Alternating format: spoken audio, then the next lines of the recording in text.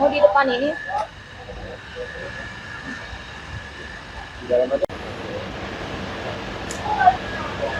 Ya, saat ini saya tengah bersama dengan Mas Rizky. Mungkin Mas Rizky bisa diperkenalkan Mas Rizky ini selaku apa, dan nanti saya izin tanya-tanya mengenai proses pendaftaran begitu ya Mas?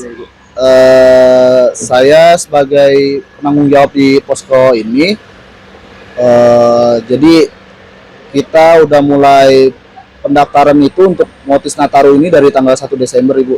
Dari tanggal 1 Desember. Ya, 1 Desember. Ya. Sampai kapan nih Mas? Proses pendaftarannya sampai tanggal 28 Desember ini. 28 Desember. Betul. Oke. Mas, ini kan program Motis ini setiap tahun diadakan dari momen mudik begitu ya, dan momen Natal dan Tahun Baru. Nah, saat ini momen Natal dan Tahun Baru itu kan dibuka dari tanggal 1 sampai 28 Desember. Nah, persyaratannya itu sama atau seperti apa nih Mas dari tahun pendaftaran pas saat mudik? Mungkin bisa dijelaskan apa saja persyaratan-persyaratan yang harus dilampirkan para penumpang?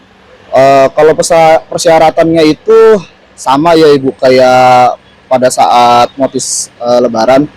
Jadi harus bawa KTP, SIM C, STNK, dan kartu keluarga. Jadi keuntungan kalau masyarakat menggunakan program Motis ini, jadi selain motornya gratis, masyarakat bisa difasilitasin untuk pembelian tiketnya, gitu. Jadi tiketnya pun disubsidi Bu. Jadi satu tiketnya itu cuma dihargai cuma 20.000. Cuma 20.000. Iya, jadi satu motornya itu bisa kita fasilitasi untuk 2 tiket, dan itu harus satu keluarga karena kan satu kakak gitu. Iya, harus dalam satu kakak karena kan ini kan memang ditujukan untuk satu keluarga Bu, gitu. Oke. Mas, tadi kan dijelasin sama Mas Rizky bahwa motornya ini yang gratis, penumpang itu dapat subsidi, jadi hanya membayar sebesar 20.000 untuk 2 orang atau satu orang? Satu orangnya 20.000. Satu orangnya 20.000. Jadi kalau misalkan dia kelempuyangan pulang pergi 2 orang itu cuma 80.000. Oke. Gitu. Berarti Mas, nah ini kan sudah berjalan sampai sekarang kan tanggal 19 Desember begitu. Stasiun paling banyak yang dituju para penumpang tuh stasiun apa nih Mas? Ini karena stasiunnya cuma ada 4 ya, dan rata-rata itu mereka di sekitar Jogja, jadi yang paling banyak pada saat ini Lempuyangan Ibu. Gitu, ya. Oke, Mas Rizky, ini kan tadi saya juga melihat para petugas tengah sibuk melakukan proses pengemasan motor-motor. Nah, kalau dari motor para penumpang ini ada persyaratan kesehatan dari motor itu sendiri, harus diservis kah atau bagaimana nih Mas? Kalau dari motor sendiri? Kalau dari motor, jadi pada saat peserta menyerahkan ke kita, jadi kita cek dulu nih Bu motornya, kondisinya. Jadi kita lihat fisiknya segala macam, terus